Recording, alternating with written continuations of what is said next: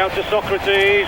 Socrates still trying to get the opening. Oh, Socrates! Whoa! And there it is. The crazy gang have beaten the Culture Club. Maggie Thatcher, can you hear me? Maggie Thatcher, your boys took the hell of a beating. Your boys took the hell of a beating.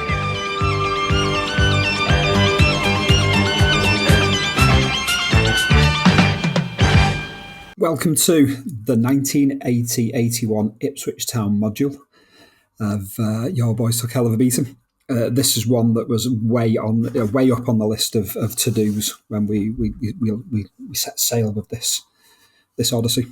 And Dave Bowler, Ipswich, one of your surrogate clubs. I think as a kid, a hipster favourite without a shadow of a doubt for my class of child. My main switch on of football, 79-80. I knew of football. It was there. It was like the cat, the dog, the goldfish, the grandma coming every other weekend. But 79-80 was where it felt like it was mine rather than just part of the furniture. And for me, those challenges weren't local ones. Everton were off the radar at that point in time, apart from on derby days. Manchester United were somewhat dysfunctional at times. A threat in 79-80 from a Liverpool supporting perspective, but yeah, not at the races 80-81. They're falling apart. They're doing their usual, or at least periodical, self-destruction sequence, which is always a joy to see. Ipswich are one of the threats, as far as I'm concerned, at this point in time. Aston Villa, it's been Forest as well. These are all the big guns as far as Liverpool supporters are concerned. And Ipswich Town, 1980-81, Dave, majestic and flawed. Yes, both.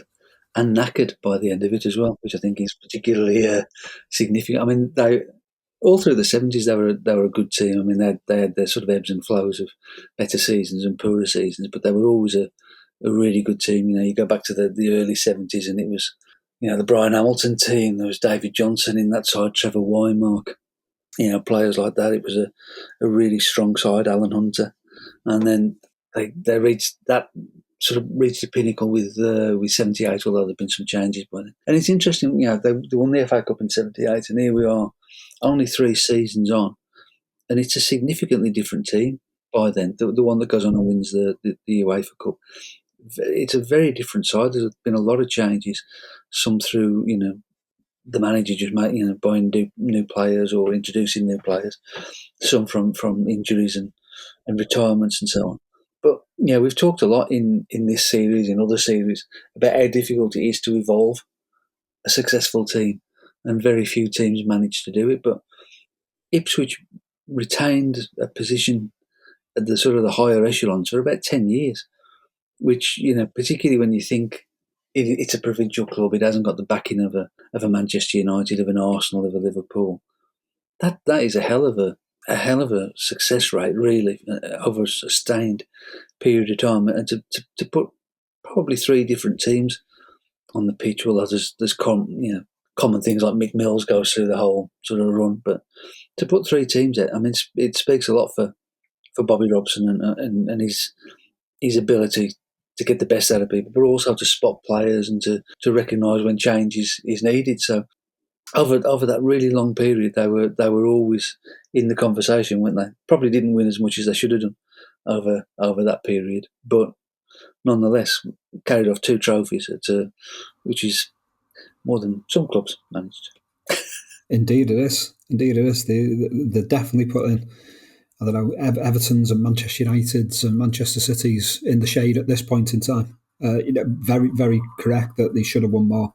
But on what is still, a massively competitive and level playing field, that yes, it's dominated by Liverpool, but this is an era in which, Ron Saunders, Aston Villa, come to prominence and obviously a big part in this season for Ipswich. But, you've still got the remnants of Brian Clough's Nottingham Forest. You've got Keith Birkinshaw's Tottenham.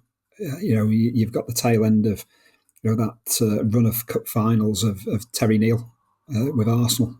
So many teams there that are at the focal point, even the second division. That star-studded West Ham side who will win promotion this season. Having won the FA Cup in 1980, reached the League Cup final in 81.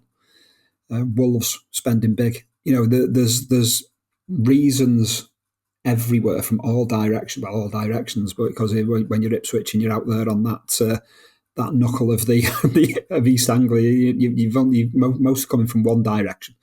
Certainly for home games, but geographically speaking, if we want to go all Alan Partridge about it, which we do, we've got a lot of time for that type of approach. This very much is an Ipswich side that, like I say, across his 13 years in charge or so, he doesn't sign many players. He's very considered in who he brings in. I'm sure I was shocked one time reading that he signed only about like 10, 11 players or something like that over his period of time. And considering how much that team changes from the 78 FA Cup winning side to this 80-81 vintage, and that team that probably should have got to the 75 FA Cup final were in pretensions of winning the double at one stage in 74-75. There's even alterations between that side and the one that reaches and wins the FA Cup in 78. So considering how measured and choosy Robson is in who he recruits, it's strange how this team shapeshifts so much under Bobby Robson. One of the great strengths they had, which I suppose was essential for a club like them, was the youth policy. So many of those players ultimately come through the ranks, don't they? You look at Terry Butcher, Mick Mills himself, Russell Osman. They spot these players early on, get him into the system, get him into the Ipswich way of playing. George Burley's another. Alan Brazil later on, Eric Gates.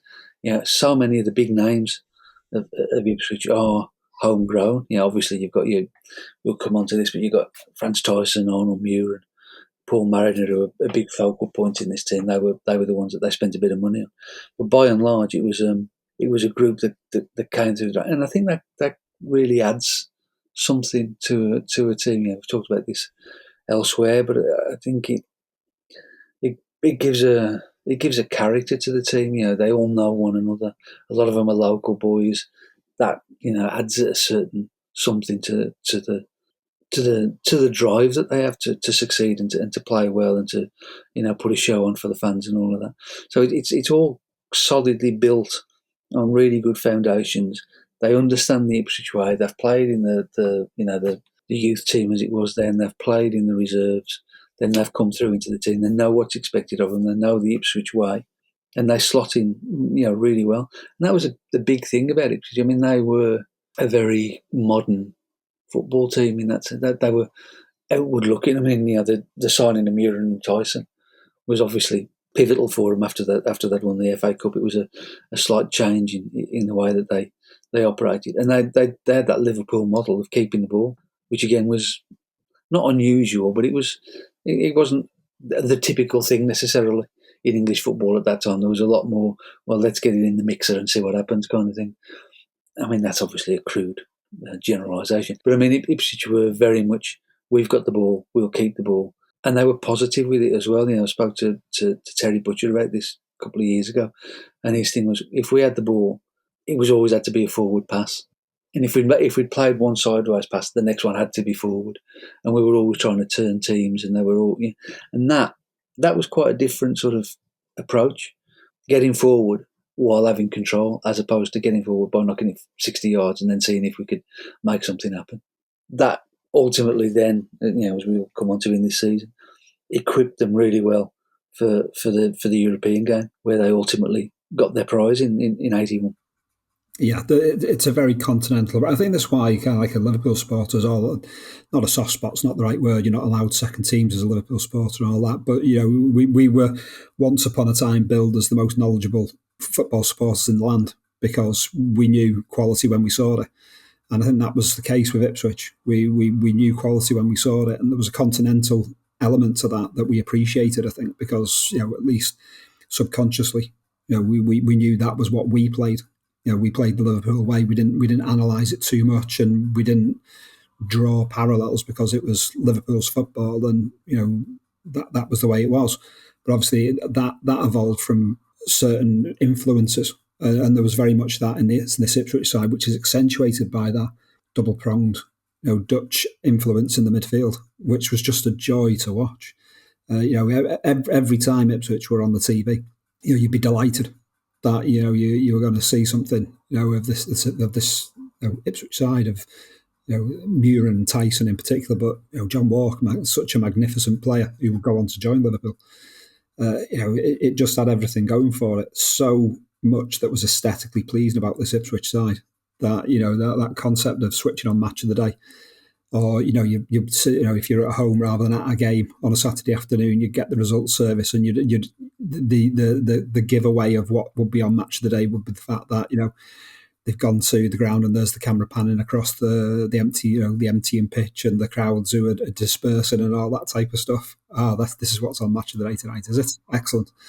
Probably the same on World of Sport the following day. So it really was kind of like a joy to see Ipswich tip up over and over again. But this side has so much balance to it as well. No wingers as such. Wrote in the kind of write a set list of vague talking points for these.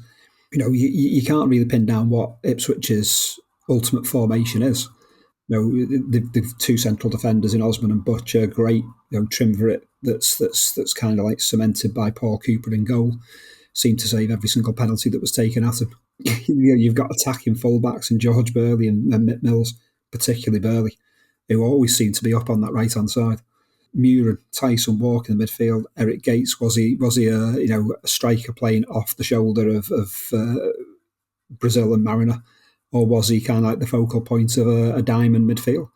And then he had that flexibility to drift into wide positions. The Gates role in this often falls under the radar because of the just the allure of Muir and Tyson, and the metronome of John Walker, who scores 36 goals across all competitions in this season. But Eric Gates, it's worth mentioning the integral part that he plays. He's the link man between that magnificent midfield and this variation of a strike force that has the guile of Alan Brazil, who's very much hunched shoulders, head down, skill, a powerful shot. And Paul Mariner, who's a little bit of everything. He's traditional target man. He does have an Anglo-Saxon style side to his play, but again, another player that could use the ball at his feet. Highly intelligent. There's a little bit of everything. They can mix it, they can fight, they can do the stylish things. That's the great thing about this Ipswich side. There is a sort of a significant change in the way that Ipswich set up. I mean, if you look through the bulk of the 70s up until they win the Cup, they've got Clive Woods in particular on the wing. They do play with a winger. And why wouldn't you? Because you've got the likes of Trevor Wymark and David Johnson in the middle. Yeah, you would naturally play with the wing. The arrival of Muir and Tyson then makes it a bit different. And as you say, you've got John Walker, who scores ridiculous numbers of goals, originally a centre-half, has a vaguely defensive role in that midfield, kind of, and yet scores 36 goals, which is bizarre. It is, I suppose, diamonds is the closest to what they are, but as you say, it's an incredibly fluid setup. It is Eric Gates that makes it work, really, because he will do two or three different things. He will play behind the front two, but he will go and play on the left wing, because Mick Mills doesn't get forward quite as much as George Burley does on the other side. So it's in that late 70s, early 80s period, you kind of knew what formation everybody was playing. You knew if they were 4-4-2 or they were 4-3, and it was, as we've spoken about in the 79-80 revisited thing with the Charity Shield, Arsenal play in a fairly rigid style. Good players with some freedom, but they, where they are. Graham Ricks is out there out wide on the touchline, etc. With Ipswich, it was a lot more interchangeable and a lot more difficult to get a handle on because, as you say, Eric Gates was floating all over the place. He didn't play in the 78 Cup final. He was in the team, in and around the team at that stage, but it's really post then, and with Muir and Tyson arriving, that he really starts to be, a dominant figure in there. Mariner, as you say, he's all things to all people, really, up front as a centre forward. And then you've got these two Dutchmen who can spray the ball around like Glenn Hoddle all day long. They can run with the ball. And what they really do is they teach the other players, don't give the ball away, never give the ball away, which is not necessarily an English thing at that point. It's they prize possession all the time, and Bobby Robson understands all of that, and he's bought into that, which ultimately makes him a more suitable candidate to be the England manager in a couple of years on from there after the '82 World Cup. But it's constantly churning this team. It's a very different method of playing. It is kind of Liverpool-y in that sense. I mean, it is. You can't quite pin down who's doing what when, but everybody can do everything. I think that's the great gift that they've got. Everybody's capable of making a mark, not necessarily where you would expect them to be doing it. Absolutely, there are similarities, and I think that's why we've mentioned earlier Liverpool fans, appreciated, admired this Ipswich side. To have Arnold Muren in there who'd had the Ajax upbringing, to have Franz Tyson in there who'd done some pretty bohemian things with Twente, as part of reaching a UEFA Cup final in the mid-1970s as well. Those influences on this side amongst talented players is a very telling thing. Beyond that, they did have a few added extras. Steve McCall will play a integral part in this side as well. George Burley picks up injuries that rules him out of the running, which brings McCall playing in at left back, switching of Mills to right back.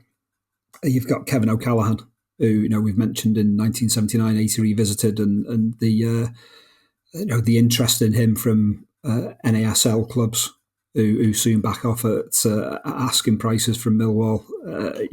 But Ipswich eventually make the move. There's your winger who can be thrown on in case of emergency. He's your break glass in case of emergency substitute. Mitch Daveray's still knocking around, still very young. He only plays I think he only starts one league game throughout the season. He manages to score a couple more substitute appearances. Kevin Beattie's still knocking around, who's utterly injury prone at this point in time. He's restricted in the numbers of games, and his last one will be the FA Cup semi-final against Manchester City, which he breaks his arm. It's his the last time he plays for them. Other members of the squad, you've got Civil, an able, experienced backup goalkeeper to Paul Cooper. You've still got remnants of the FA Cup winning team in Osborne and Hunter, and then a few names that are less familiar or more familiar with the team that would struggle to emulate this side. This particular vintage as the 80s go along. Steggles being one of them. This is as far as the squad goes, there aren't many better than this Ipswich side across the First Division. Yeah, we talk about squad depth and stuff. I mean, there's probably, again, it's 13, 14 players, isn't it? But they do have the ability to bring other players in. I mean, ultimately, they do run out of steam, as we'll come on to, particularly in the league, because they just play so many games. And it is an era of, well, there's your 1 to 11, and that's what it is. And if somebody's injured or suspended, then we'll make a change, but otherwise we pretty much won't. But it is amazing how many players have gone. I mean, Osborne and Hunter are still there, but they barely play. David Geddes has gone from the 78 team. Russell Osman is now ensconced in there. Terry Butcher's ensconced in there. John Walker played in 78, but had only just really come into the team. He's a fixture. So it becomes one of those very recognisable early 80s teams, the 1 to 11 of what it is. It seems just such a long time ago. Only one substitute, for instance. That makes such a difference in terms of the physical fitness and the ability to keep going and going and going. They just put the same team. I'm looking here at the league games: 42 for Osman, 41 Muren, 40 Butcher, 40 Walk, 38 Cooper, 37 Gates, 36 Mariner, 35 Brazil, 33 Mills. Then all of those played double figures in the UEFA Cup. They played 5 in the League Cup, and they all played 7 in the FA Cup. I mean, that's a season's work, isn't it? Really, and nowadays, I mean, the Ipswich of now, they've got a squad of 24, 25 players that play, and they swap them in and out. And that's a team that hasn't been in the Premier League for 20 years. They've just come back into the Premier League, and now they can do that. Here's an Ipswich that had been established in the First Division for 10, 12 years. They'd been at the top end of it for most of that period. And that's still only got 14, 15 players, as had Aston Villa, who, of course, famously won the league this year with 14 players. But they got knocked out of the Cups right at the start. I mean, Villa played 46 games all season, I think it was. Ipswich played whatever it was, I think I read it was 66. Yeah, that Ipswich played across the 20 span of the games more season. than the Villa. 20 games more. The kind of the roots of this success. Well, yeah, I mean, you have to call it success without a shadow of doubt. I mean, this wondrous but flawed campaign that they have, which does have a silver lining at the end of it, thankfully. It's the roots kind of like from kind of like the winter of 79-80. As we've been doing 79-80 revisited, what's been startling, one of the startling things is Ipswich's sluggish start. The build is one of the favourites for the title at the start of the season. They are epically slow out of the blocks. In recording terms, we're up to early December. In what we've recorded and got on the shelf, and Ipswich is still in the bottom three at that point in time. They're picking up wins, but they just can't make that leap out of the bottom three. But from there, they lose just one of their last 23 in the league to scale the table all the way up to fourth. To take advantage of ironically an exhausted Arsenal from the previous season, who themselves did the 42 league games, reached the FA Cup final, go all the way through to the Cup Winners' Cup final. But unlike Ipswich, 12 months later, there is no silver line at the end of it, and then it's a highly exhausted Arsenal that go to Urson Park needing to win to clinch qualification for the following season's UEFA Cup, and the dismantle 5-0. It's a bridge too far for them.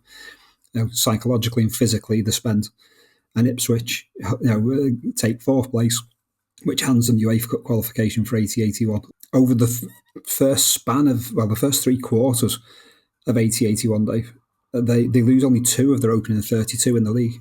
It's the 15th league game until they absorb 1 defeat, which is away at Brighton. And after that, I think it is Manchester United, possibly the only other defeat that they absorb. Again, away from home, so they're unbeaten at Portman Road. If you weld the opening 32 of 80-81 onto the back end of the 23 of 79-80, you've got a team that wins the title by a comfortable margin. 55 league games in which they lose just 3. That is, I mean, timing's everything in football. When to time your runs, when to time, when the wheels fall off. It's not quite to be over the course of a full season, but 55 games and only 3 defeats in this era at a time when they're juggling an FA Cup run that will take them to within extra time in the semi-final away from reaching the final again, and all the way to glory in the UEFA Cup against some big hitters as well as the latter stages of that competition takes place. That's a hell of a run from kind of like late 1979 to March 1981, Dave. It's ludicrous, isn't it? Really, I mean, it's such a extraordinary. None of the teams were managing to match that, really, were they? I mean, you look at the 79-80 season. Liverpool win the league, having lost 7 times. Villa win the league the following year, losing 8 games. As you say, the timing is just a bit skewy because it straddles those 2 seasons, and either end of both seasons they have a bit of a nightmare, which ruins it all. But they were just so powerful at that time. There was just such a swagger about them. You couldn't get the ball off them. They would always score a lot of goals. I mean, they scored 77 goals in the league, the top league scorers in 80-81. 5 goals more than the Villa in winning the league. They were scoring, but they weren't letting too many in. They were just and nicely, as you said before, a really nicely balanced combine. That was what they were. They knew what they were about. But as you say, it is all about your timing. And I suppose if you looked at it now, I mean, you would take the pragmatic view that everybody seems to take now, that you'd chuck in the League Cup, because they played 5 League Cup games just to get to the 4th round and get knocked out. If they'd had those 5 games off, would there have been a bit more left in the tank come those last 6 or 7 games in the league? But I mean, it was a spectacular fall off in the first division that cost them the title in the end. But Villa got 60 points. 60 points in that 2 points for a win era. That was the benchmark. That was, if you got 60 points, you won the league. That was it. Yeah, I mean, all sympathy for Ipswich, and there was a huge amount of sympathy at the time. But and when we come to it, when we come to the back page headlines in Dennis Mortimer's take on them winning the title. And I've said it many times. No team wins the title, by default or error. You just do have those campaigns where more than one team could have the right to say they'd be worthy champions. It's just the way it is. Sometimes you have a season where one team runs away with it, and it's a foregone conclusion. Sometimes you've got two, sometimes even three, that could say, well, look, if the wind had blown in a slightly different direction, that would have been us. And that was Ipswich in this particular season. They were, they make no significant, strengthening in the summer of '79, although they were interested in Ray Wilkins, highly interested in Ray Wilkins. They do have a kind of, within this, the title challenge is that they are unlucky in a way, is that there's been teams who have had a compelling start to the season like Ipswich do in this one and are already 5, 6, 7 points ahead by the time that they get to the turn of the year. Ipswich are unlucky in the fact that Aston Villa and Liverpool for the first half of the season are keeping pace with Ipswich. Timing. It's all timing, isn't it? If you have a run like they've had, the first 30 odd games and they lose a couple, ordinarily you'd be expecting to have the league title buttoned up with your last 10 games to go. That's ordinarily the way it works, isn't it? But Villa were relentless that season, and I think by that stage they'd kind of broken the back of the rest of the league. But Villa kept pace with them. Villa didn't have to go into Europe. Villa didn't have to play the FA Cup games. Ipswich knocked them out of the FA Cup in the third round. They beat the Villa 3 times across the season, all 3 meetings that they had. So Villa were really laser focused on that one thing, on winning the First Division. That was all that was there for them. Whereas for Ipswich, they were playing every midweek. They were playing a catch up all the way through. They were fortunate that it wasn't a bad winter, because if it had been a bad winter, God only knows what would have happened. They didn't have too many postponements, but it's just a constant struggle to get onto the pitch at the back end of that season. Thankfully they did win the UEFA Cup, because otherwise this team would have been forgotten altogether probably. But they just kept it going. They kept it going, and you've got to remember the quality of the football that they played. As you say, we're doing the 79-80 revisited thing at the minute, and we've seen them a couple of times. And some of the football that they've played in that, even in a season where they're having a poor start, has been fantastic. Some of the best football that we've seen in that. They continued that on, and then just such great players. And at the time, when, as I say, significant change. Kevin Beattie, one of the best defenders in the country, but plays 7 games in the season. He's on the bench in all the UEFA Cup games just to give him a bit of experience and whatnot in moments when they need it. But he's basically his race is run, isn't it? And then you find you put Terry Butcher in the team instead. Terry Butcher and Russell Osman, who is, as a partnership, is every bit as good as the Hunter Beattie one was in its prime. That is fantastic. It's fantastic management of the club as a whole, because Osman and Butcher didn't cost them a penny. That is magnificent. Beattie didn't cost them a penny. The only one that they bought for any money at all was Alan Hunter, who I think cost £50,000. That's 4 centre backs who get you through about 12 years, win you a couple of pots, and you've spent £50,000 on it. Wouldn't mind doing that today, would you? Absolutely. That in itself is very Liverpool-like as well, because you look at Liverpool at that point in time, there was that hand over the baton from Emlyn Hughes to Alan Hansen. You had Tommy Smith handed on to Phil Thompson. There's an element of that at play here at Ipswich. This is a striking similarity in that respect. And Ipswich, they had the mental strength as well, certainly in the first half of this season. There's a span late October, early November, where they're really kind of tested. They're knocked out of the FA Cup, so the League Cup at Birmingham City. They suffer that first league loss at Brighton, and they're given a bit of a scare in the UEFA Cup second leg in Prague. Won the first leg 3-0 at Portman Road, and they hang on to a 2-0 defeat in the second leg. This all comes within a fortnight, Dave. So that resolve of whether they will kick on, or are we going to get another stretch of time like that first 3 or 4 months of the 79-80 season? This is an Ipswich that's kind of learned its lessons, and they're considered enough to say, we step back, we straighten ourselves out, and we run again. And from there, they lose just one of the next 17 in the league. They progress impressively in the FA Cup and in the UEFA Cup too. I mean, again, that's what Liverpool do. Every team in any season has 3 or 4 weeks when, for whatever reason it is, the results don't go their way. Whether it's injuries or a bit of bad luck or whatever. And it's the teams that go and win things are the ones that come out of that the quickest. Some teams that bubbles on for a month, bubbles on for 6 weeks, and they're dropping points here, there, and everywhere. Ipswich had got the strength of character to keep going, and they had 1 or 2 players who'd been there, through it all and won the FA Cup. That they knew what the first division was about. Muren and Tyson had a couple of seasons there already. By then, they were a hardened team at this point, and they knew what was waiting for them. I think they knew what they could go and achieve.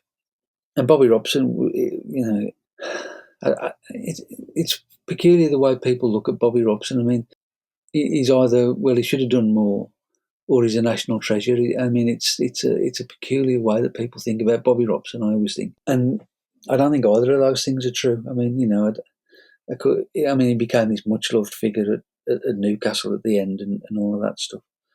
But, I mean, even in those days where there was more of a level playing field, who else managed to do this kind of stuff with a provincial team other than Brian Clough? Well, nobody really. Nobody had this sustained level of success at that level other than Ipswich. I mean, they were nearly always in the top half a dozen of the league. They were often chasing down the champions. They got to semi-finals. They won a cup. They won the UEFA Cup. I mean, if you're talking about a body of work as a manager, that's very nearly the equal of what Brian Clough did. And Brian Clough had to go to 2 different clubs to do it over the same period. I mean, it's a sustained work of brilliance from Bobby Robson and his staff over that period. It's a magnificent achievement.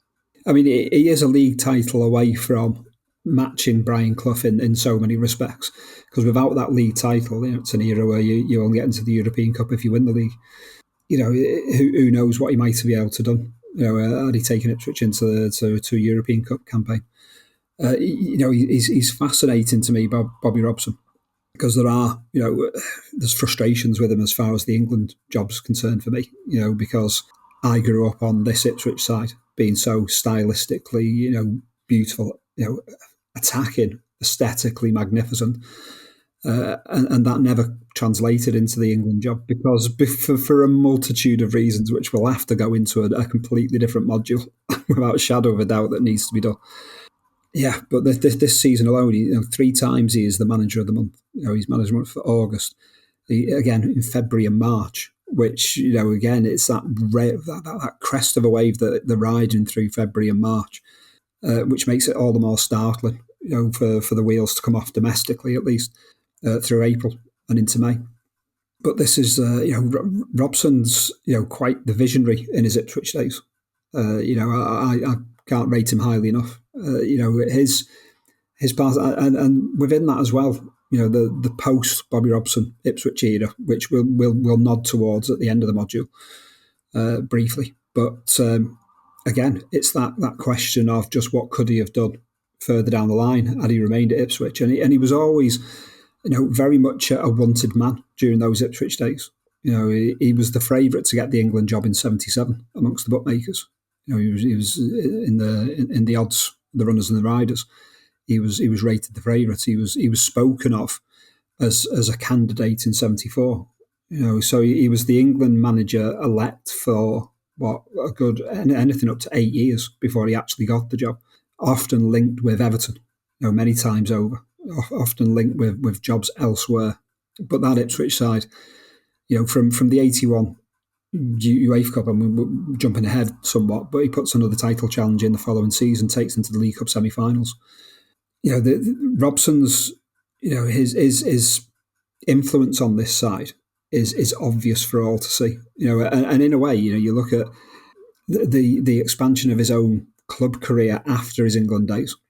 It's no surprise when you look at this side, you take that England 8 years out of the equation, where he becomes a very much kind of like an English everyman with a tie and a blazer. And then he returns to kind of like that slightly bohemian thinker after England. PSV, short time in Portugal, wins the Cup Winners' Cup and the Copa del Rey with Barcelona. All of that. Robson at this point in time in 80-81 is very much one of the three free thinkers in not just English football but in European football. Where do we start? So much to unpack there, Dave. I mean, Happy Christmas. I interviewed him 2 or 3 times. Once for the England book and a couple of times in connection with the Albion. And I mean, he'd never had any plans to go into coaching. He was, and it was Walter Winterbottom who persuaded him to go to Lillishall in the 50s, late 50s. And his biggest mate at the Albion and then obviously beyond was Don Howe. And the two couldn't be further apart, really, could they? In terms of the way that they looked at the game, and yet they, for England, they worked together through that period. And I mean, in some senses, it should have been a really good combination because the one should have balanced out the other. And unfortunately, I don't think they did. Ultimately, in an England sense, I think Don Howe tended to be the one who was more dominant despite not being manager. But yeah, there's a force of will with Don Howe at play that seems to, it rises again and again when we discuss these varying topics, shall we say? Yeah, I mean, that's why Don Howe was a coach and not a manager, because a lot of players, again from Albion times, who I spoke to, who were managed by Don Howe, really couldn't stand the experience. It was their worst time in their careers. They hated it. But he's been, he went on. He was massively successful. He won the double with the Arsenal, and etc. etc. So, Robson, I think, was a more, God, it's a horrible phrase. It sounds like Hitchhiker's Guide to the Galaxy, but he was a people person. I think he got the best out of people. He was a motivator in that sense. People wanted to do well for Bobby Robson. He was the kind of person people wanted to play for, which was a big thing. I think with England, you're right. I think he was straitjacketed into what an England manager should be, in inverted commas. And I think that's partly because he was a great patriot and he believed in England. And I think he was so overwhelmed by the idea that he was he said to me, I was the England manager, I was the Prime Minister of football. And I think that kind of overwhelmed him a little bit, as I think it's done with most of the England managers, actually. Again, that's another story. But at Ipswich, he was able to do what he wanted to, and it wasn't all jam at Ipswich. I mean, he'd had a failure at Fulham as a manager.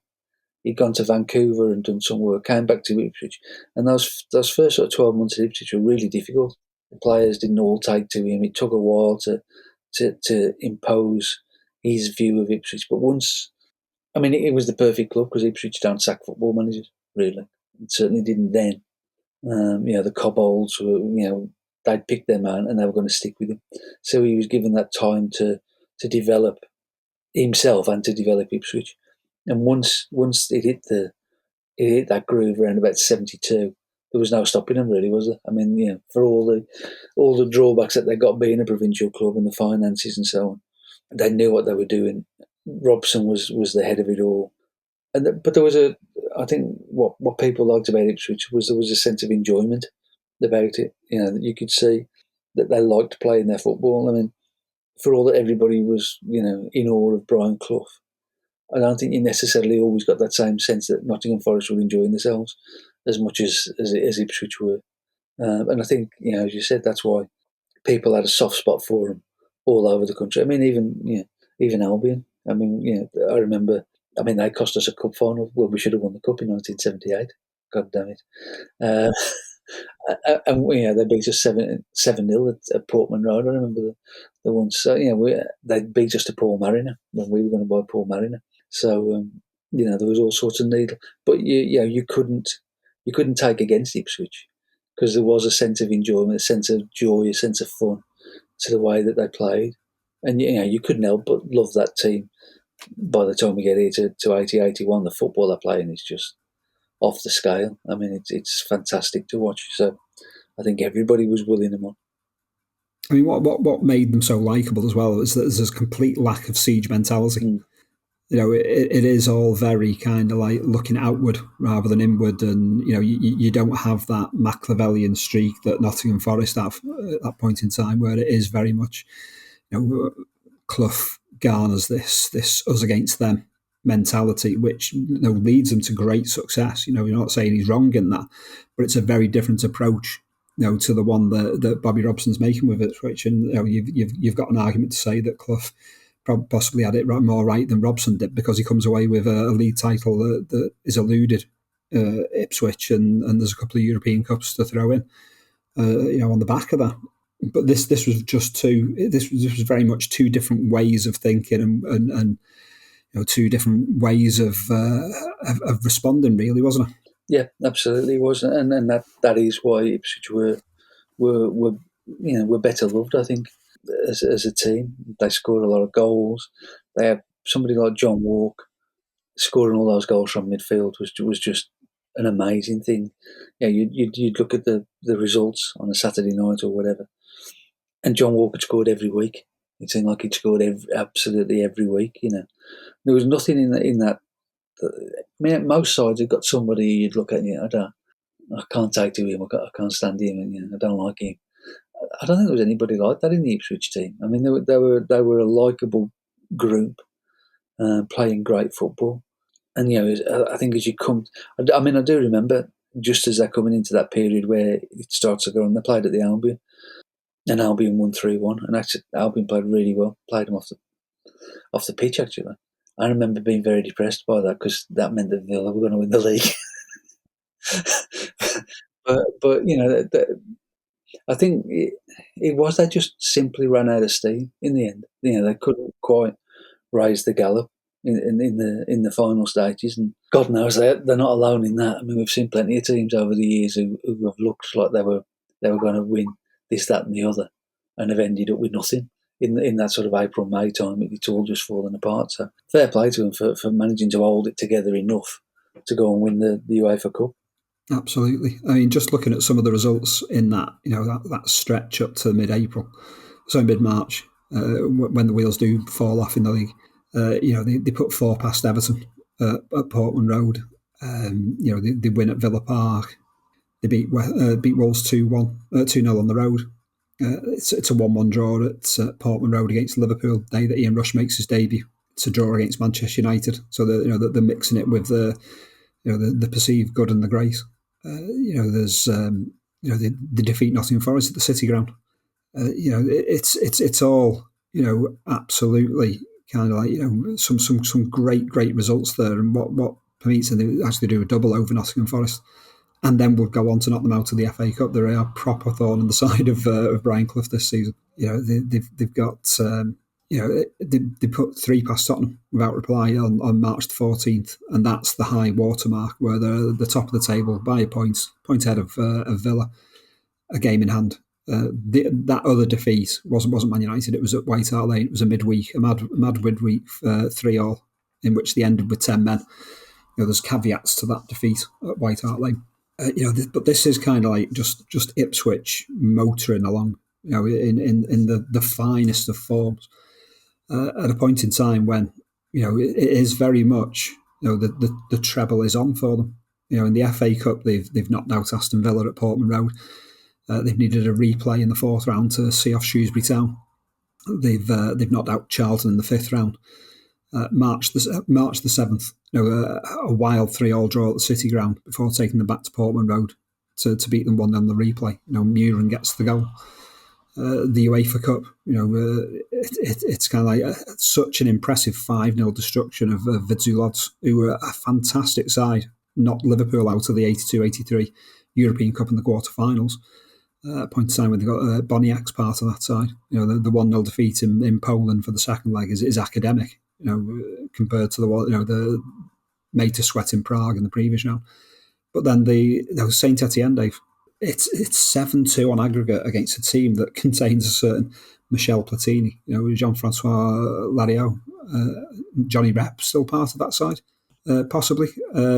It's an incredible point in time. We talk about kind of like October, late October, early November, and that test of resolve, as they have some testing results. But at this point in time that they've knocked Forest out of the FA Cup, the top of the table with a game in hand. They've just outplayed Platini and Saint-Étienne. As hipster aside as you could possibly get. This is Ipswich, at that peak. But yes, here comes the fatigue. But mid-March 1981, Dave, Ipswich are absolutely on top of the world. I mean, that's what makes the sort of the fall off all the more amazing, because there's nobody gets injured in particular. I mean, Paul Mariner misses a lot of the games at the end of the season, but there's no sort of rhyme or reason for it, really. It just comes out of nowhere. But as you say, I mean, when they drew Saint-Étienne, I mean, again, it is a different world 45 years ago. When those draw came out for European games, Saint-Étienne were one of those teams that when you drew them, you thought, oh, okay, well, this will be really exciting because we'll see Michel Platini and Johnny Rep, but we'll probably lose, and that'll be the end of that. But it'll be a nice night out. It'll be exciting. We'll see these people that you see every 4 years at the World Cup and never again, kind of thing. And they just took them to the cleaners. I mean, 4-1 and 3-1. I mean, that's it's ridiculous. I mean, nobody did that kind of thing in those days. No one did that to Saint-Étienne. Liverpool in '77, the pre-Platini Saint-Étienne, when it's Batonnet and all of those greats of the mid to late 1970s lost at Saint-Étienne. Manchester United didn't have the easiest of times against Saint-Étienne. A year later, particularly having to go to Home Park to play the home leg as part of that. Yeah, this was. I can remember these games and being absolutely stunned by it, in the best possible way. He is Platini, he is Saint-Étienne, these gods in green. And then there's Ipswich, just dismantling them. Okay, I mean, we were used to Liverpool winning in Europe and Forest winning in Europe at this stage, and Spurs had their successes earlier in the 70s and whatnot. But we were still in that period where foreign teams, and particularly the big ones, the Saint-Étiennes and teams like that, they were supposedly more sophisticated than us, and they played a different brand of football, and they would ultimately bamboozle us, and we would all end up coming home and beaten and not absorbing the lessons, etc. And then here they were; they just took them apart, and I think again that a big chunk of that is the Muir and Tyson thing, because they knew. I mean, obviously they knew how to play European football. They knew the basics of how sides on the continent would play. But that was, again, that's Bobby Robson. He brought those people in to make Ipswich this different kind of team, and they'd had a couple of years at it by then, and it was really ingrained in the way that they played their football. I mean, Ipswich had great results before. I mean, they beat Real Madrid in the early 70s.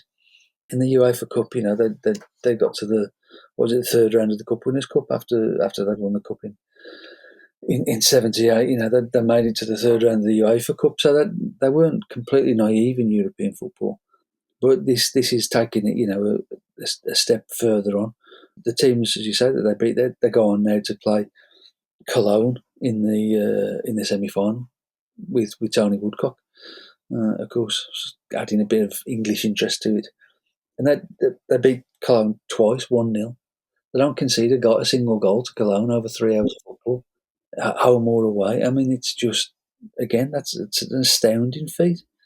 John Walk scores in the first game, and Terry Butcher scores in the second. They see him off, and then they come through to get to the final of the UEFA Cup.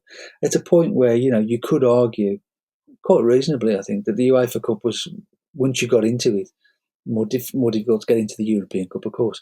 But once you got into the UEFA Cup as a competition per se, it was probably harder to win that than the European Cup. I think, because you had more teams in it. You had, often you had the coming teams. There's when Liverpool beat Borussia Mönchengladbach in '73, and then that's the European Cup final. A few years later, it's that kind of thing. So to get to that UEFA Cup final is an amazing achievement in itself. Never mind anything else, and then to have no choice but to win it, to rescue something from the embers of the season. That is, again, that's intense pressure. That's and to come through and to do it is that's a remarkable thing. It really is worth looking at that Cologne side as well. Beyond Tony Woodcock, there's Tony Schumacher, there's Pierre Barsky, Ryan Bonoff, Bernard Kuhlmann, Dieter Muller, amongst others. And they're led by Rinus Michels, Dave. This is no mean feat. It is truly stunning to have done what they've done to Robert Herban's Saint-Étienne, to then go and stage manage brilliantly Cologne over 2 games, as led by Rinus Michels. This is kind of like, it's some of the kind of like the little stuff that falls beneath the radar sometimes, in just how good and how strong these sides were. Saint-Étienne in contemporary terms are French First Division strugglers who occasionally drop into the Second Division. Cologne do the same in Germany. They're currently in the 2 Bundesliga. Just how significant for those of us who are about and remember the era. We know how good they were at that point in time. But for anyone who's younger, listening back on what these teams are about, if this wasn't your era and you're just listening out of interest for what it was, Saint-Étienne, Cologne, AZ Alkmaar were this is an AZ Alkmaar side that they go up against in the final, that wins Eredivisie. They go into the European Cup the following year and give Liverpool an hard time in the second round. These are it's like the Borussia Mönchengladbach rule, of just how massive and omnipresent they were at that point in time. These are all big hitting sides that Ipswich have having to get past to get to that UEFA Cup that they need to win. This is a monumental effort to climb off the canvas to get this over the line. Yeah, a couple of seasons earlier, Cologne have been in the semi-finals of the European Cup, haven't they, against Forest as well. So, they were in the driving seat as well for that. Absolutely. Yeah. I think in both the quarterfinals and the semi-finals, Saint-Étienne and then Cologne, I think both times you could argue that they came up against the favourites to win the competition at that point in time, and they saw both of them off, and they saw them off emphatically. 7-2 against Saint-Étienne, 2-0 against Cologne. That is, would say it was never in doubt, but that is really, really emphatic stuff, and it's an easy thing to say, but perhaps at that point Ipswich were even better equipped to play in Europe than they were to play domestically, because they were playing teams who played a similar kind of game. They could occasionally get roughed up in the English game, and you look at that running that they had where they lost those games. They lost away at Elland Road, they lost away at Old Trafford, they lost at the Hawthorns, they were beaten by Arsenal, and then they lost the local derby against Norwich. Now those are games that are never sort of given at any time at that stage, but they were also games that could get a bit more busy, a bit more physical. And when you're a team that's coming up to game number 62, and you've got a team that's played 44, 45 games that season, desperate to beat you because you're the team that's top of the league, and all that comes with that. It can be turned into the kind of game that you don't want. It can be turned into a war, and then you can lose. But in Europe, they were able to play that more studied game, I think, and they were able to conserve energy because the old cliche, but they did make the ball do the work a lot of the time.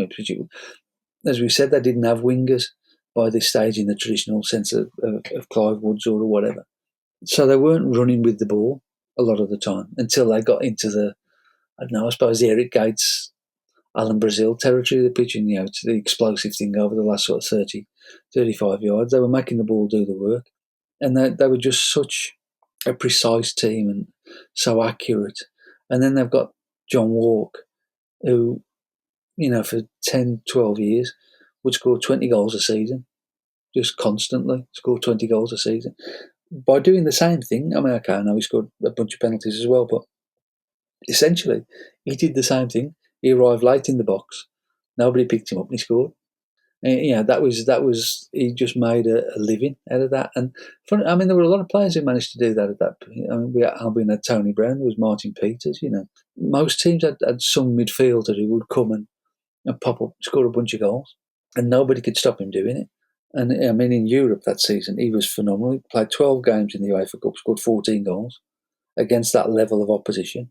I mean, that's crazy. They were, I think, in Europe they started to feel that they were unstoppable because they were beating these big names, and they weren't just beating them; they were thumping them. 5-0, 5-1 against Salonika in the first leg of the first round, and 5-0 against Lodz, 7-2 overall against St Etienne. I mean, those are, you're not scraping through, are you? You're giving them a good hiding.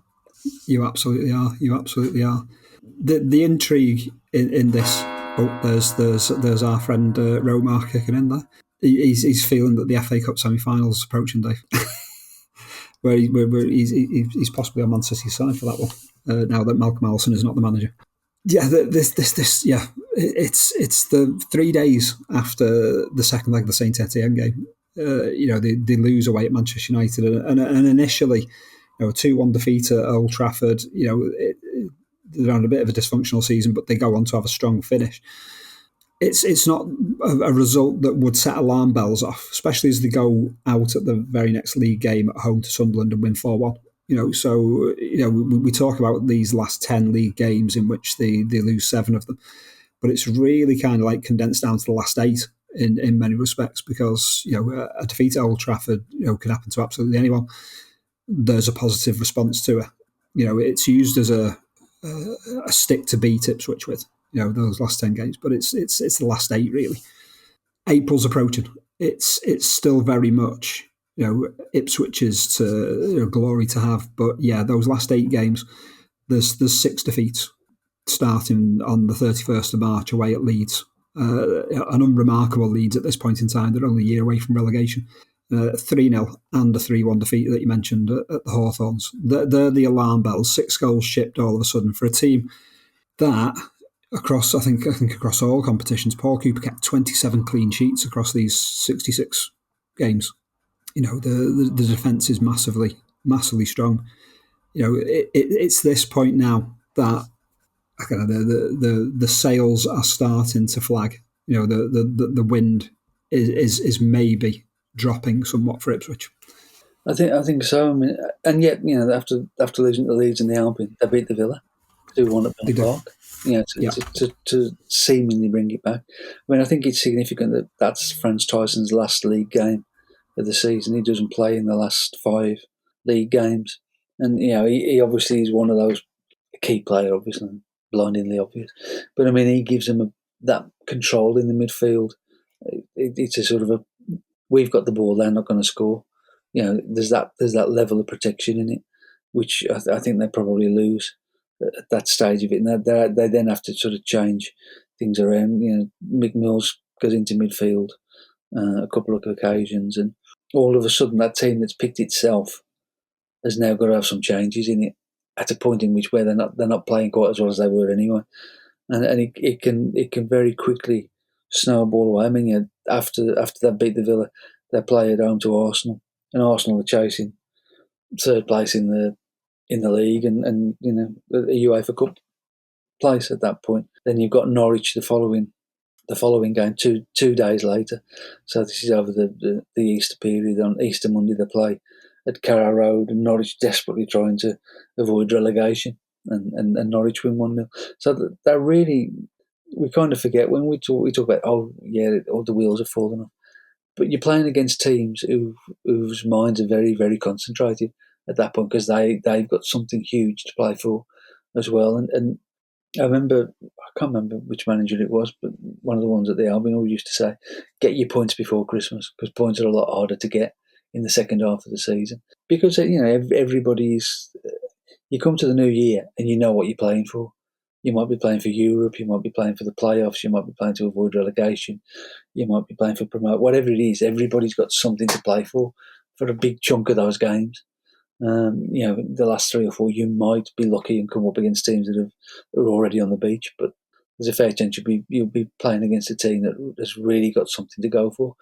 And those games then become much less predictable than they are in November. And I think, that Ipswich ultimately fell foul of that in that running, because they were against teams that had suddenly got to find a result or two to solve their own season. They did indeed. An unforgiving set of fixtures, but a result of success. There is, it's April begins with the defeat to West Brom, but soon there's the first leg of the UEFA Cup semi-final against Cologne, and then it's the FA Cup semi-final day. So these are fixtures that are coming thick and fast.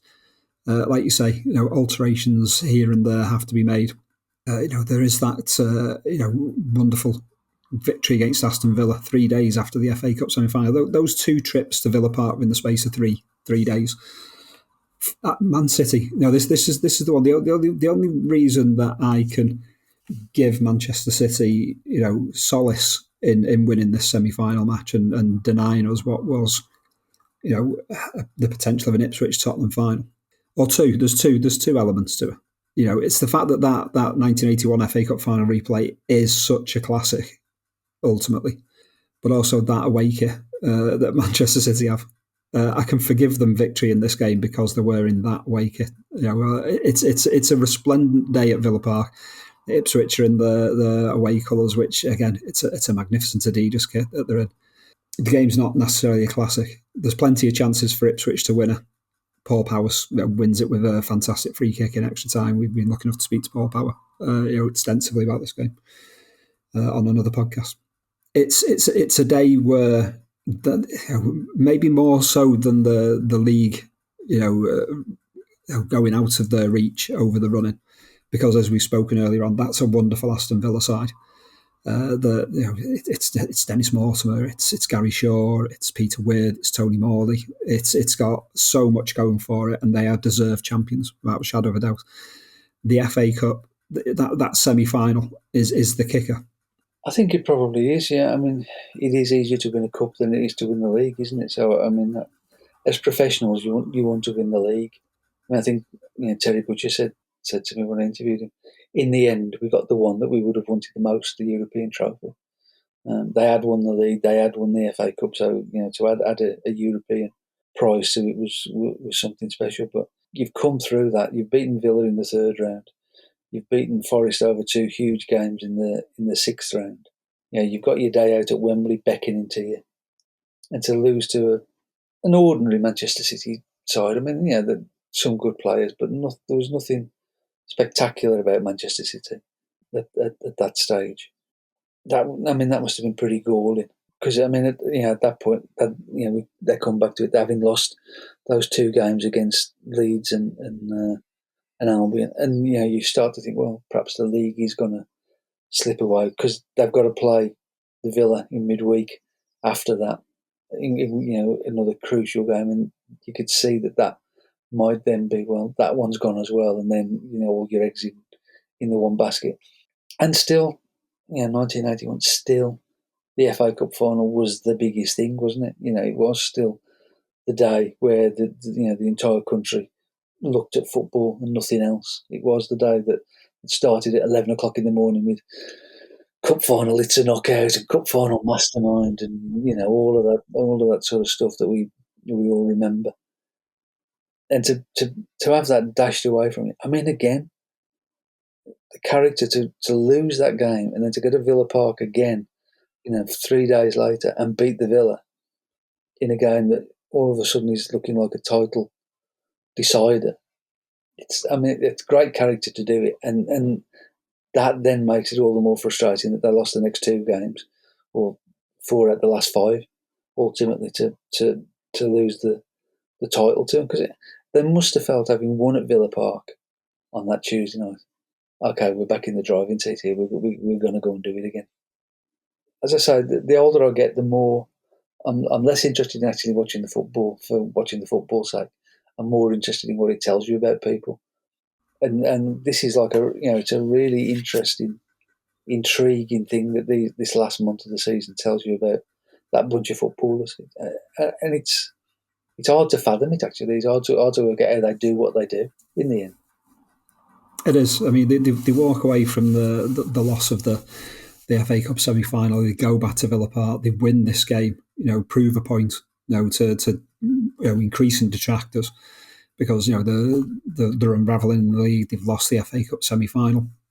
Here's the response. But then they go on and lose the next 2 in the league: Arsenal, Norwich. 2 games within the space of 48 hours of one another. And then next up, it's the second leg of the UEFA Cup semi-final, away to Cologne, nursing a 1-0 lead, which is a vulnerable lead to be taken away from home in the second leg of a European tie.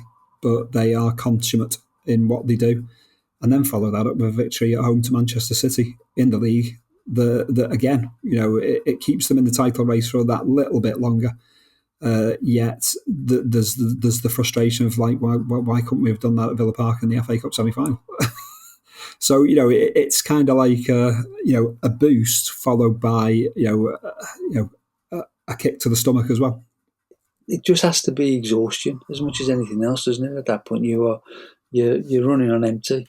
You're just trying to get yourself over the line, desperately lurching from one game to another. We used to see it all the time in the early 70s with Leeds United. I mean, they'd get to this stage of the season, and there was a treble on, and they'd quite often Leeds would end up with nothing. And we forget with the way that things have gone over the last sort of 20 years, with what Manchester United have done, what Liverpool, Manchester City, Chelsea, and so on have done. The idea of winning more than one competition in the season was pretty unheard of, really. Liverpool did it a couple of times in Europe and stuff, but it was very, very rare that you would go on. I mean, we're still in the point here we are, 1981, and there's only been 2 doubles, 2 League and Cup doubles done in the 20th century. Ironically, 61 and 71. So perhaps 81 should have been another one, but these things were really rare at this point. And when you're pursuing them, you are, never mind that you're fighting against the opposition, you're fighting the weight of history, because history says you're not going to be able to do this. You can't do this. Nobody can do this. It's impossible. And that must play a part. That weight must play a part on the players, on the staff, on the crowd, on everybody. You can't do this. Why do you think you can do it? And you're only Ipswich. You're not Liverpool. You're not Manchester United. You're this provincial little town that's won 2 trophies ever. Why are you going to do it? To fight your way through that's that's an enormous task. I don't think we give it the weight that it deserves, because I think that is huge.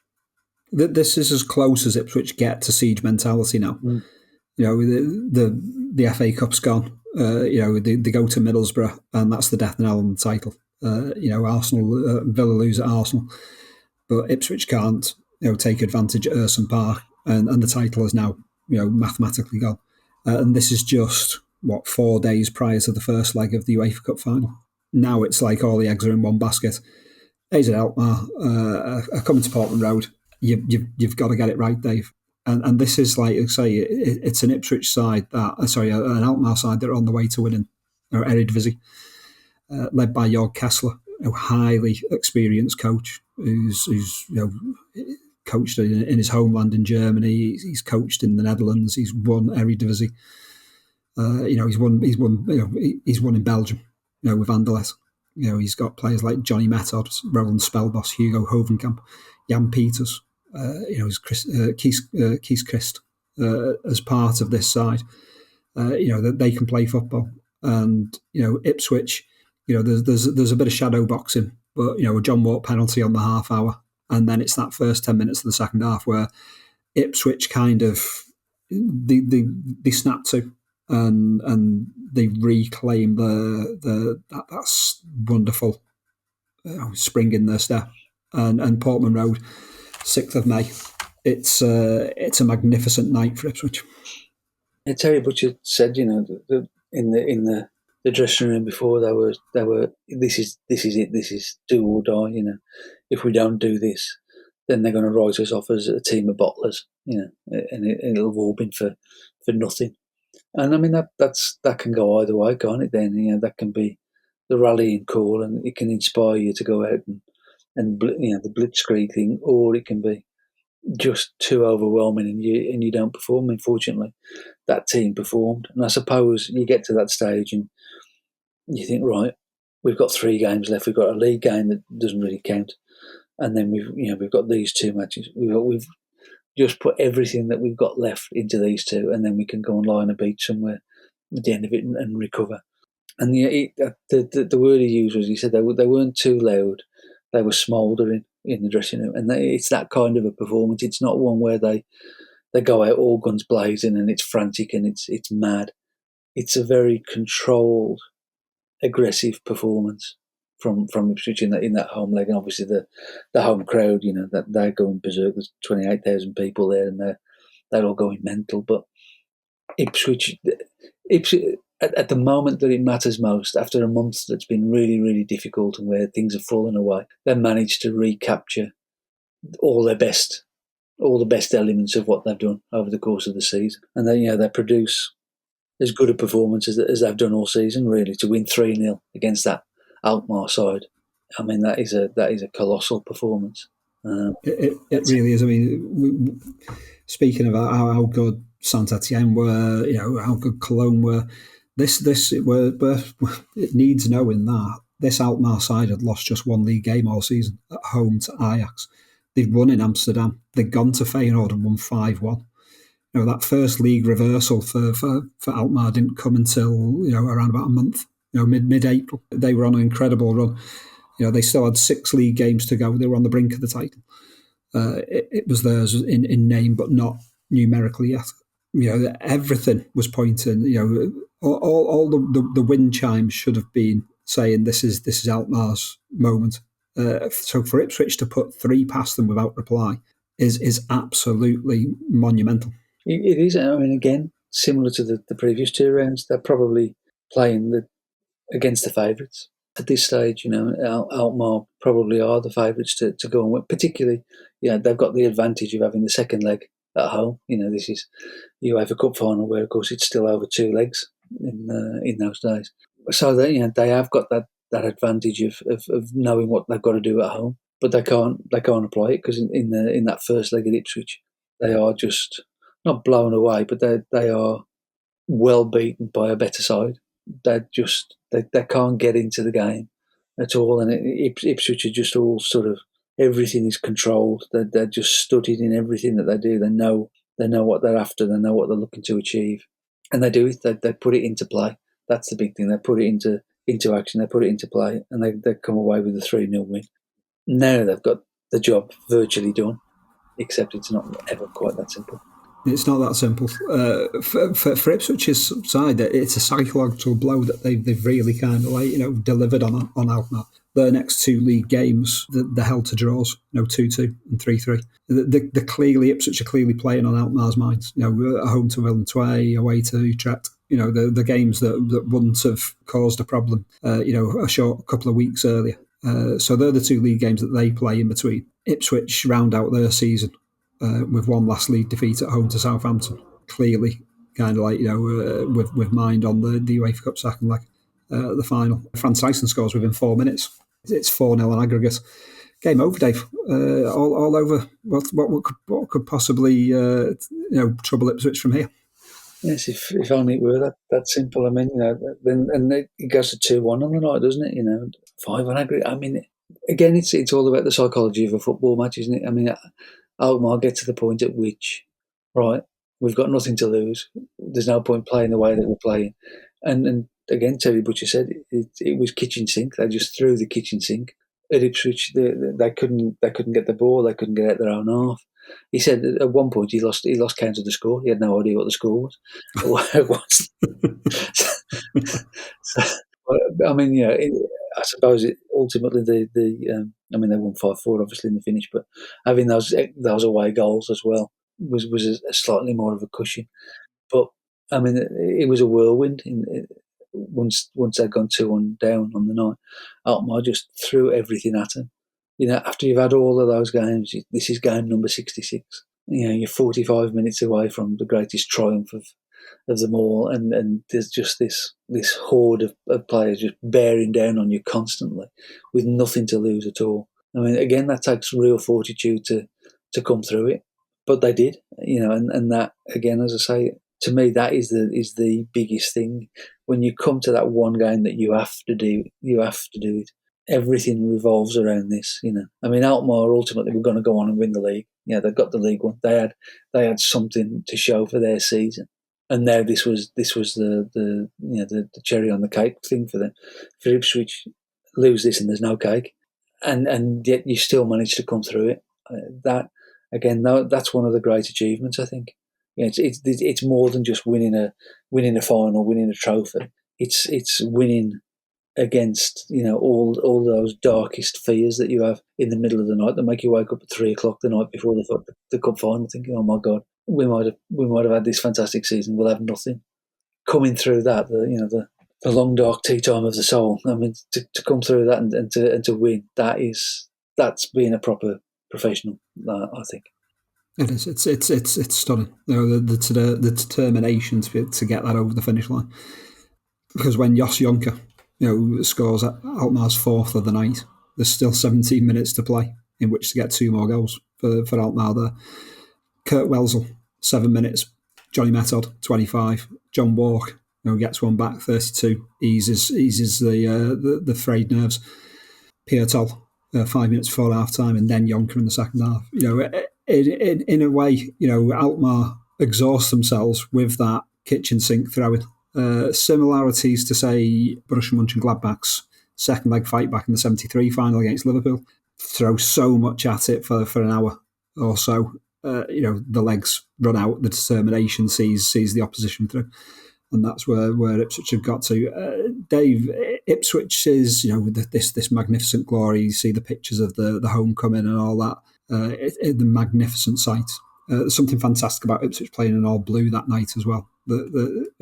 It's a rare sight, isn't it? But again, looks fantastic, aesthetically pleasing. The legacy of Ipswich 1980-81. It's interesting, isn't it? I mean, of course, you look at the following season, and there they were again, second to Liverpool in the 3 points for a win era now. They got to the semi-final of the League Cup, beaten by Liverpool. I mean, I think the biggest disappointment for them was the defence of the UEFA Cup, where they got beaten and deservedly beaten by Aberdeen. I mean, I've seen a lot of that for one of my other surrogate clubs, and I mean, Bobby Robson got that spectacularly wrong because he underestimated Aberdeen. They went to Portman Road, got a 1-1 draw, and he said after the game, "Well, Aberdeen will never play that well again." And they tore him to pieces at Pittodrie. I mean, Peter Weir destroyed Mick Mills in that game, absolutely murdered him. And Aberdeen won 3-1 the second leg, missed a penalty, could have won by 6. And of course, then Aberdeen the following season go on and win the Cup Winners' Cup, so they were the coming team. I mean, the legacy was short, wasn't it? Because they only had one more season under Bobby Robson, and he goes off to win, and they never replaced him.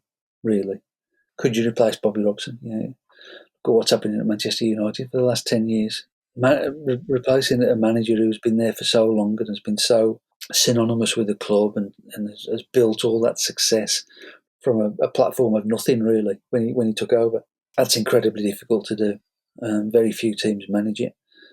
And then, we start to come into the changing times of the 80s, as we've talked about elsewhere in these podcasts, And there's another one to be done about the ending of splitting the gate money and all of that, which that really did start the beginning of the end of the level playing field. That was the finish of it, really. In Ipswich, some players were coming towards the end of their career and they weren't replaced by youth players in the same way that they'd managed to in the past. Some players were bought. Paul Mariner went to Arsenal, for instance, and Muir went to Manchester United eventually, etc., etc. Mick Mills was coming to the end of his career, although he went on and did more things with Southampton for probably 18 months afterwards. That achieved something incredible by having 2 or 3 really good sides through the 70s into the 80s. Finding a fourth team without Bobby Robson to do it was just beyond him, and gradually there was that decline. And you could say that about umpteen clubs of that same period. Albion were a club like that. Forest ultimately were to become a club like that. When you haven't got that big city backing and the money and all of that, to rebuild again and again, it becomes more and more difficult as time goes on. And then the 80s proved it. They had to rebuild bits of Portman Road as well, and there was money that went into that. We're rehearsing the same story that we've seen in lots of other places. Wolves, for instance. I think the great glory of this is, and the great glory of the 60s, the 70s and the 80s of English football, is that teams who weren't those massive clubs had a chance. And as you move towards the back end of the 80s and then on into the 90s in the Premier League, that chance disappears and just gets swallowed up. We can discuss that forever in a different series. We can indeed. Just worth running down the list of kind of like personal honours as well here. We already mentioned Bobby Robson won 3 Manager of the Month awards across the breadth of the season. Paul Cooper is 27 clean sheets, unreal. God knows how many penalties he saved. Like one a week, it always seemed to be. Osman, Tyson, Watt, Mariner, all in the PFA First Division Team of the Year. Franz Tyson, the FWA Player of the Year, John Watt, the PFA Player of the Year, and the Young European Player of the Year.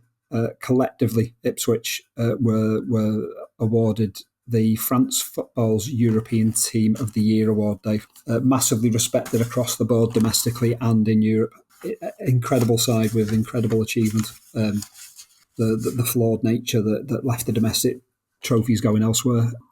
Dave, our and finally, we move on to our and finally section, which we absolutely must do. We're going to go with, let's start with the singles chart, Dave.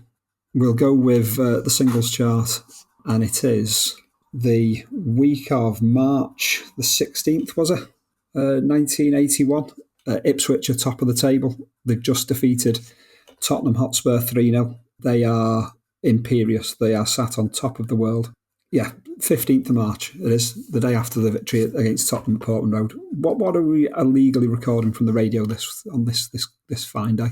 I think on the top 5. Reward, the teardrop explodes in with a bullet, number 6. That's a definite. Absolutely. For that one. Moving down. Once in a lifetime, Talking Heads, dropping down the charts. I'd have probably recorded that a couple of weeks earlier. What else have we got here? It's not a golden chart, I have to say. I mean, number 1 is Jealous Guy by Roxy Music. I mean, I know it was a tribute to John Lennon, but my God, what a dreary effort that was, I'm afraid. And Ceremony by New Order, number 34. That's a proper tune. Stuck just ahead of the Nolans, which we can safely ignore the Nolans, I think. I'll throw in Kings of the Wild Frontier, Adam and the Ants. I loved a bit of Adam and the Ants as a little lad. But yeah, Teardrop Explodes, magnificent. Vienna, Ultravox is in there. Yeah, we've got. Oh God, I should happy your face. Number 10, Dave. Let's not talk of that too much. I think even Romark's about to kick in with his protest about that one. Einstein a Go-Go Landscape. Yeah, there's a few there that, and Romark's really got a lot to say on this one. There's a few on the not forgettable, but those that fall under the radar somewhat. Oh, hang on, we've also got, and this will be why Romark's chimed in. Yoko Ono, number 40, Walking on Thin Ice. Excellent. I don't think Romark is going to be a Yoko Ono kind of aficionado. No, probably not. Unless he's trying to embezzle money out of it with some scheme or other. That's Entertainment, the Jam, number 36 as well.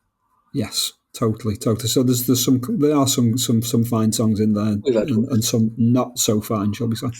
October 1980, Dave. Ipswich having a bit of a tricky time out of the League Cup. They've suffered their first league defeat of the season. There's going to be a hiccup in the UEFA Cup. A bit of a cold sweat in Prague to come. To ease furrowed brows. What are we going watching? That cinema list for October 1980 is one of the worst cinema lists, I think. I mean, there's half a dozen films in that top 10 that I've never even heard of. Absolutely. I wouldn't have minded One Trick Pony, given that it's Paul Simon. But Paul Simon was possibly one of the worst actors I've ever seen. I mean, if you've ever seen him in Annie Hall, pretending to be Warren Beatty, it just shows you how much Woody Allen hated Warren Beatty, I think. I think when it comes to it, I mean, we'll give the listener the full rundown. Number 10, One Trick Pony. Stop me, listeners, if you've ever heard of any of these. Number 9, Loving Couples. Number 8, Resurrection. Number 7, In God We Trust, or Give Me That Primetime Religion. Number 6, Gloria. Number 5, Motel Hell. Number 4, Somewhere in Time. Number 3, Oh God, Book 2. Number 2, My Bodyguard. And number 1, Private Benjamin, which basically is the only one that I think I've heard of pretty much. It's the only one for me there. Nice bit of Goldie Hawn. I don't. Everything else has passed me by there without a shadow of a doubt.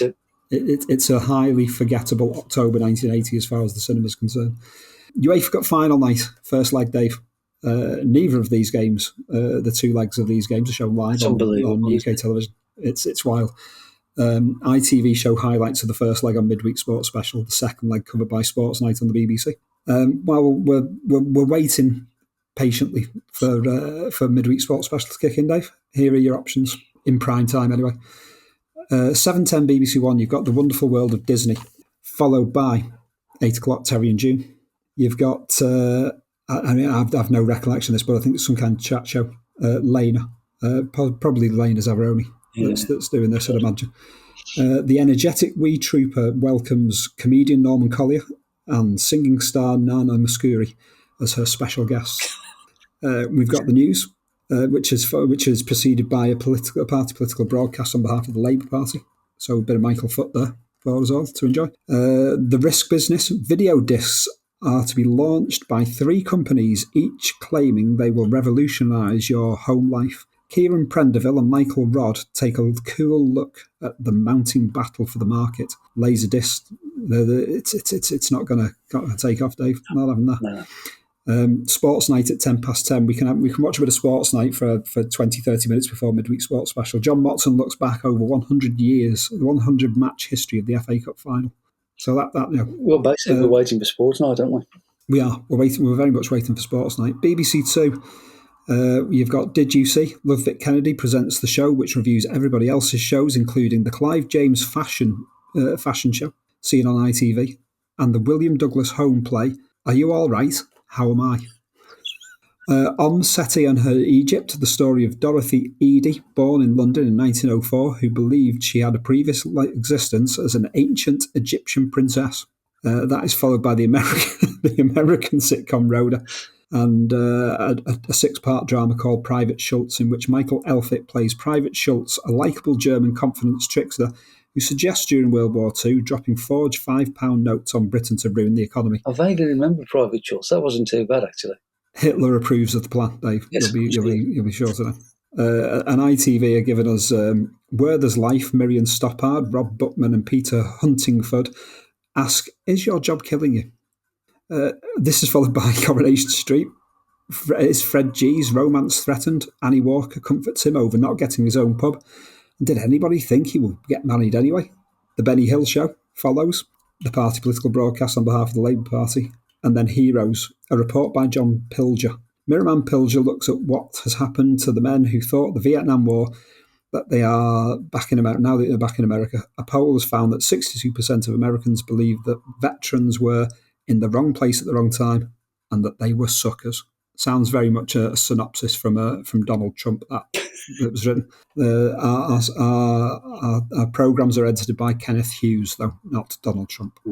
Anything in particular? No, I think you're looking to watch for Sports Night, basically, aren't we? Yeah, Sports Night. Midweek Sports Special starts at 10:40, so we can have half an hour of Sports Night prior to the It's football. a barren evening before then. It is a pretty barren evening, really, isn't it? Pretty barren evening. I suppose would there have been commentary on the radio? Oh yeah, we'd definitely have commentary on the radio. Radio 2 would have certainly given us the commentary on that, no doubt. It's the radio. Excellent. Back page headlines to finish off the module. It's an interesting set of news in the build up to the first leg of the UEFA Cup final. Dave Sexton's been sacked by Manchester United. Dave, Laurie McMenemy away on tour with Southampton is shocked to find that he is the preferred option of the Edwards family as his replacement. The inquest has very much begun. There is entertainment has been demanded. Sexton is being accused of negative play. Manchester United won their last 7 of the season after what had been a widely dysfunctional season. If only Ipswich had Man United's finish, Dave. Aston Villa's celebrations in winning the league title continue asunder. Dennis Mortimer is on the front foot. We thoroughly deserve the club's first championship in 71 years. He notes that there's public sympathy for Ipswich, but as he states, Villa have won more points and more matches this season. He's not having this Villa by default. You can't argue with that, really, can you? You can't argue with that. Graham Roberts has passed himself fit for Saturday's FA Cup final. He's been caught by a stray elbow on Saturday by Cyril Regis, West Brom 4-2 winners against Spurs at the weekend. Roberts was knocked out clean for 10 minutes. Had to undergo X-rays. He's not leaving it to Keith Birkinshaw to decide whether he's fit or not. Peter Shilton is wanting talk or else. He's issued a talk or else threat to Brian Clough. He's thrown in a transfer request. He wants to go and play on the continent because he's seen how much Kevin Keegan's earning. He's watched that documentary that we've all watched. And he's declared that, if there's silence from Clough, he's going to pull out of the England squad for the Brazil friendly and go and sort his future out. Don Howe is being earmarked as the favourite for the Chelsea job after the sacking of Jeff Hurst. He's the preferred option of the Stamford Bridge hierarchy. If only. John Bond names his FA Cup final lineup 5 days in advance, Dave. He's very, very confident. He's left out Tommy Booth in favour of Tommy Caton. Ray Ranson has got the nod ahead of Tony Henry at right back. And Dennis Chewett has been left out and he's not very happy about it. Bond declares if he's unhappy, he can go. With my blessings. I don't even know why he's upset, claims Bond. His argument here is that he's named roughly the 12 players that have served in the best across the course of the season. Bond declares that he has more sympathy for Booth, who is Manchester City through and through, and that's the one he feels a bit of pain for in his tough decisions. Anything that stands out there, Dave? 5 days before the cup final is very early, isn't it? I mean, very, very, particularly in that day and age. Yeah, when there's an ambiguity or two as well. Yeah, you're going over who's going to happy the week before the cup final. That's brave stuff. It is brave stuff. Dave, brilliant stuff. Ipswich 1980-81. That's been our 1980-81 Ipswich module. Spread the word. You have subscribed to be able to get to this one, so you don't have to subscribe. You've already done. Subscribe again. Tell other people to subscribe. Spread the word. We'll be back again with the next module, which will be on something absolutely outstanding and aesthetically pleasing, I'm sure. Please do join us again. This has been Your Boys Took Hell of a Beating. Thank you and goodbye.